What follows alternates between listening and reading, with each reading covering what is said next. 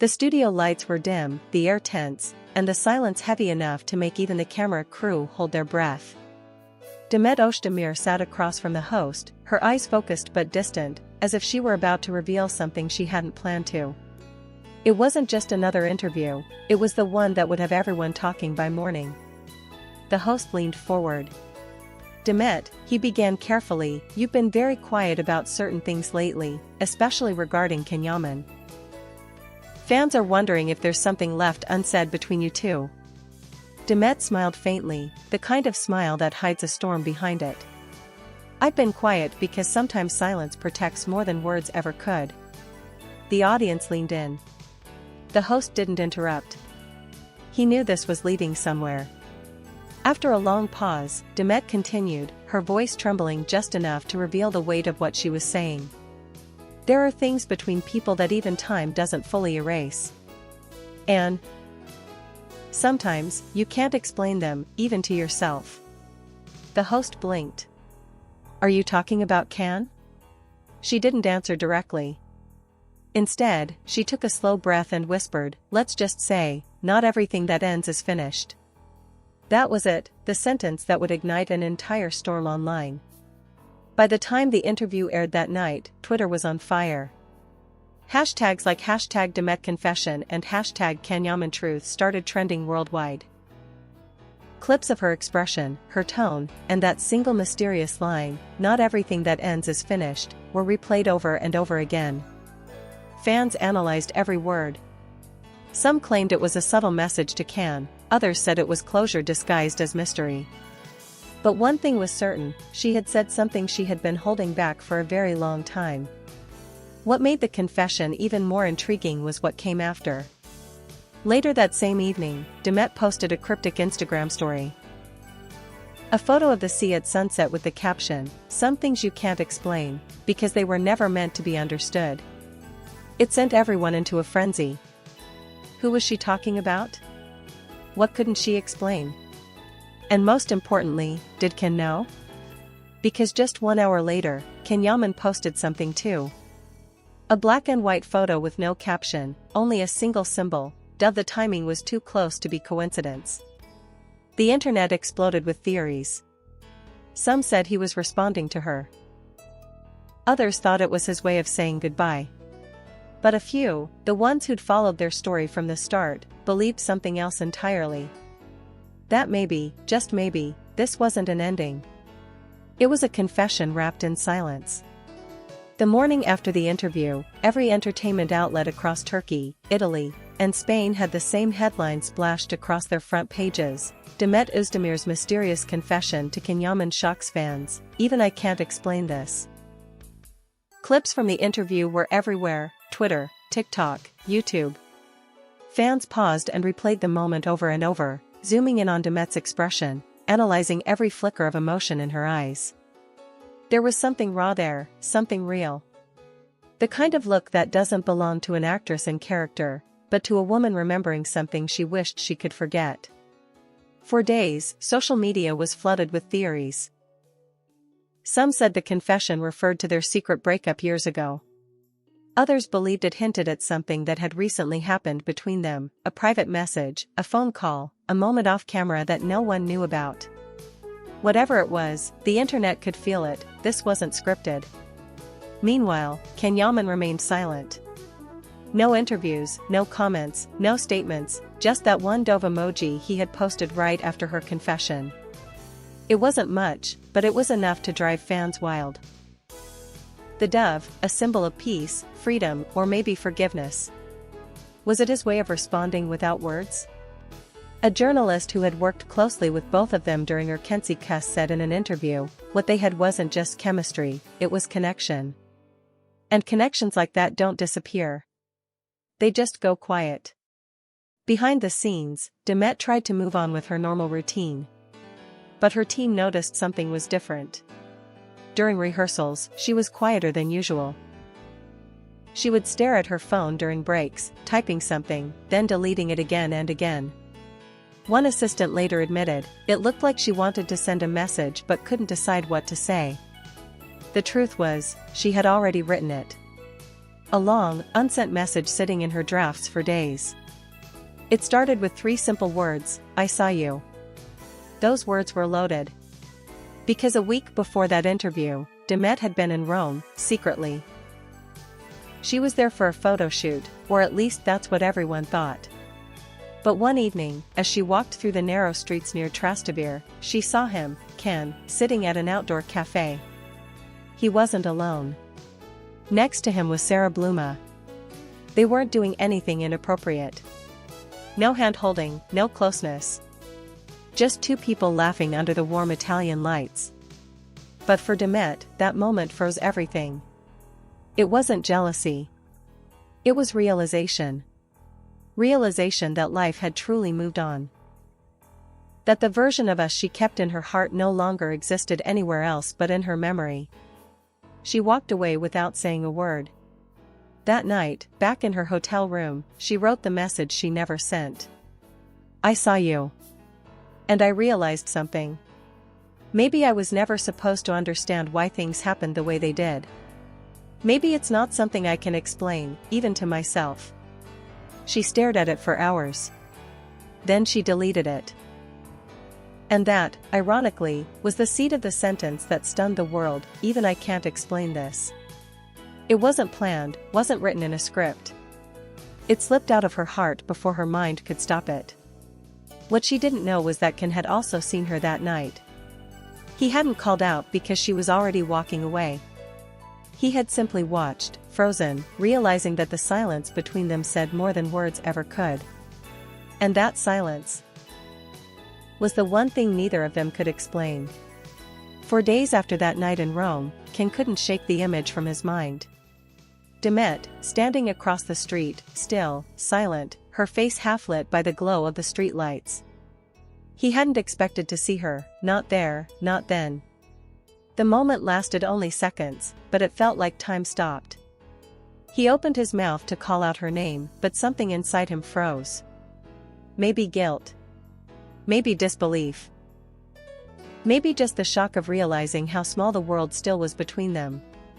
After she walked away, he sat at that cafe, barely hearing a word Sarah was saying. The laughter around him faded into a blur. All he could think about was that look in Demet's eyes, not anger, not jealousy, but something deeper. It was the look of someone who had finally accepted that the story was over. When the interview aired days later and he heard her words, "Even I can't explain this," his chest tightened. He knew exactly what she meant. It wasn't a mystery to him. It was a mirror. Because he couldn't explain it either. That night, he turned off his phone and sat on his balcony in Rome, staring at the city lights. He thought about everything, their first meeting on set, the long hours of filming, the moments when they'd laughed so hard the cameras had to stop rolling, and the quiet glances that said everything words couldn't. It all felt like another lifetime. But even as the years passed, he had never truly moved on. He had learned to smile without her, to work without her, to live without her, but not to forget her. Every time someone mentioned her name, something in him still reacted. That's why he posted the dove emoji. It wasn't a random symbol. It was their thing. Years ago, on a long filming day, Demet had found a small dove feather on set. She handed it to him and said, "Maybe this means peace follows us, even when we fight." They both laughed. But he kept that feather for months, tucked inside his script folder. So when he saw her confession, and the line "Even I can't explain this," he didn't need to write a paragraph or make a statement. The dove was enough. It was his way of saying, "I know." The next morning, though, he regretted posting it. Not because he didn't mean it, but because it reopened every wound they had both tried to close. The press went wild. His team begged him to stay silent. "Don't feed the fire," they said. But how do you stay silent when someone speaks directly to the part of you that still remembers? That evening, he wrote her a message. "I saw you that night. You didn't need to walk away." He stared at it for minutes, unsure if he should send it. His thumb hovered over the screen, then he locked his phone and set it aside. He didn't send it. Just like her, he chose silence. But silence has a strange way of connecting two people who are still listening for each other. A few days later, one of Can's close friends revealed something that added fuel to the fire. He hasn't stopped talking about her since the interview. He says it's strange, you think something's gone, and then one sentence brings it all back. And it did. That one sentence from Demet, "Even I can't explain this," had opened everything they'd tried to bury. What no one knew yet was that fate had one last cruel twist to add. In just a few weeks, both would be invited to the same event, in Milan. Neither expected to see the other. But once again, destiny had other plans. The Milan Fashion Gala was one of those events where every flash of a camera could rewrite a story. It wasn't just a red carpet, it was a battlefield of glances, gestures, and whispers. Both Demet and Can had been invited separately, yet the moment their names appeared on the guest list, the media sensed blood. Will they finally meet again after the confession? Screamed the headlines. Demet arrived first. Her entrance silenced the crowd, a black satin dress, sleek hair, and that unmistakable quiet confidence that comes only when a woman knows her worth. She smiled politely, posed for a few pictures, then made her way inside. But inside, her heart raced. She knew he would come. She could feel it. Minutes later, the doors opened, and there he was, Can Yaman. Dressed in classic black, eyes hidden behind tinted glasses, walking as if the chaos around him didn't exist. But when he stepped inside and saw her across the room, even the cameras seemed to hesitate. For a heartbeat, their eyes met, two people with years of history between them, pretending they were strangers. The organizers, perhaps unknowingly, or maybe intentionally, had placed them near each other. Only a few tables apart. Every now and then, she could feel his gaze. Every time she looked up, he quickly turned away. Midway through the evening, something unexpected happened. During a short break, Demet walked out to the garden terrace for some air. The night was calm, the city lights reflecting softly on the marble floor. And then, a voice behind her, "Demet." She froze. It had been so long since she'd heard her name said like that. Softly, almost like a memory. She turned. It was him. Neither spoke for several seconds. The world around them seemed to disappear. "You saw me that night," he said quietly, breaking the silence. "In Rome." Her lips parted slightly, but she didn't answer. "I wanted to call you," he continued, "but I didn't know if you'd stop, or keep walking." Demet looked down, taking a breath. "You should have called," she whispered. "But maybe it's better you didn't." He took a hesitant step closer. "And your confession? That night on TV, was it about me?" She met his eyes then, calm, steady, but full of unspoken things. "If you have to ask," she said softly, "then maybe it wasn't meant for you." It was the perfect Demet answer, beautiful, painful, and mysterious all at once. Can exhaled, half a smile breaking through his sadness. "You never make it easy to understand you." "That's because you always listened with your pride, not your heart," she replied. Silence again. But this time it wasn't cold. It was full of memories, regrets, what-ifs. The kind of silence that only two people who once loved each other deeply could share. "I didn't unfollow you," he said suddenly. "You unfollowed me first." She smiled faintly. "Someone had to do it." He nodded slowly, looking down, then back at her. "And now?" Demet's answer came like a whisper carried by the wind. "Now I follow peace." For a long moment, they just stood there. No cameras, no noise, just two hearts that had finally run out of words. Then Demet turned, walked past him, and disappeared into the soft glow of the hallway lights. Can stayed there a while, looking up at the Milan sky. When he finally went back inside, he didn't say a word. But his expression said everything, a quiet acceptance that sometimes, love doesn't need to be fixed. It just needs to be remembered. That night, the press wrote about their reunion, the unspoken tension, the secret conversation. None of them got it right. Because what happened wasn't drama, it was closure. The next morning, Demet posted a photo, her hand reaching toward the sky, sunlight spilling through her fingers. Caption: Some things are felt, not explained. And once again, the world stopped to listen. The morning after Milan was unnaturally quiet. No press releases, no official statements. Just a world that somehow knew something had changed. The headlines were everywhere: Demet and Can face to face again, the reunion that broke the internet. But for the two people at the center of it, there were no fireworks, no drama, only a strange peace that lingered after years of storm. Demet woke early that morning in her hotel suite, the city still half asleep outside. The events of the night replayed in her mind, the terrace, his voice, that single sentence, "Now I follow peace." She smiled faintly. For the first time in a long time, she didn't feel the ache in her chest when she thought of him. It wasn't because she had forgotten him. It was because she had finally forgiven him, and herself. Her phone buzzed. One new message. It was from an unknown number, but she knew exactly who it was. "Thank you for last night. For not pretending. For everything." She read it twice. Then she locked her screen and placed the phone face down on the table. No reply. Not out of pride, but because she knew, some goodbyes are meant to stay silent. Can, meanwhile, was sitting by his hotel window in Rome later that day, a cup of coffee untouched in front of him.